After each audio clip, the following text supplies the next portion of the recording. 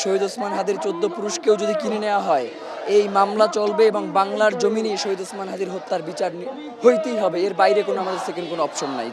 শহীদ ওসমান হাদির মতো একজন গুরুত্বপূর্ণ ব্যক্তির হত্যাকাণ্ড নিয়ে রাষ্ট্র যতটুকু সোচ্চার হওয়া দরকার, সেই ধরনের আগ্রহ আমরা রাষ্ট্র দেখি নাই।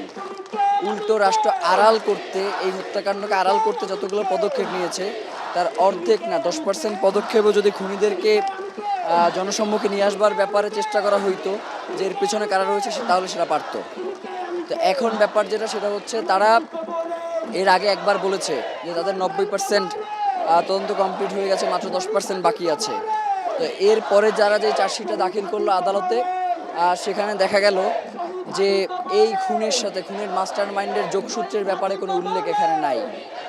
এরপরে আপনার এই যে খুনির সাথে মাহবুবুল আলম হানিফের যে সিঙ্গাপুরে বৈঠক হয়েছে, এই ব্যাপারে কোনো উল্লেখ নাই।